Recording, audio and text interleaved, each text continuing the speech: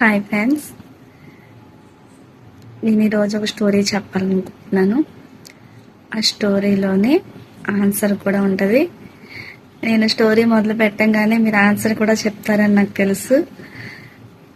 అయితే స్టార్టింగ్లో ఉన్నాను.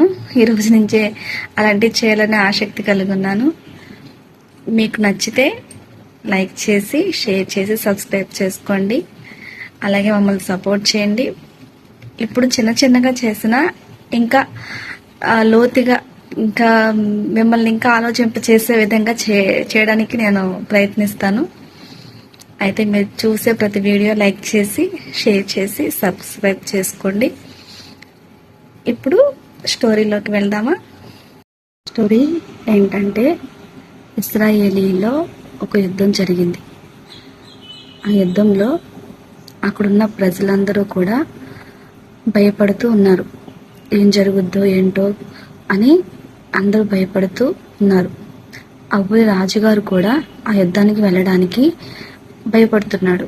ఎందుకంటే అవతల వచ్చిన మనిషి ఒక భారీ యోధుడు, ఎత్తుగలవాడు, పర్సనాలిటీ గలవాడు. ఎలాంటి వాళ్ళనైనా కూడా ఎదిరించి గెలిచేంత పర్సనాలిటీ ఉన్న మనిషి అన్నమాట. ఒక రాక్షసుడు లాంటి వాడు అనుకో. అలాంటి అతను వీరందరి మీదకి, వీరి దేశం మీదకి వచ్చి ఒక సవాలు విసిరాడు. మీలో ఎవరైనా ధైర్యవంతుడు ఉంటే నన్ను ఓడించి మీ దేశాన్ని, మీ ప్రజల్ని కాపాడుకోండి అని.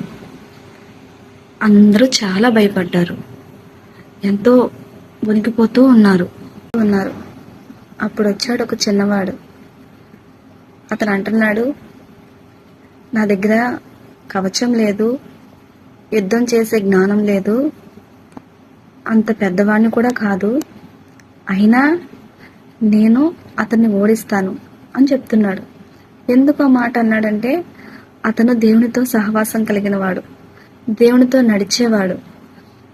తను అంటున్నాడు, నా దేవుణ్ణి, ప్రజల్ని ఎదిరించడానికి సున్నతి లేని ఈ ఫిలిస్తీయుడు ఏపాటివాడు అని ఆ చిన్నవాడిగా ఉన్న అతను ఒకే ఒక ఒడిసెల రాయితో అతన్ని కొట్టి యుద్ధంలో గెలిచి తన ప్రజల్ని కాపాడుకున్నాడు. అతని పేరేంటి తెలిస్తే కామెంట్ చేయండి.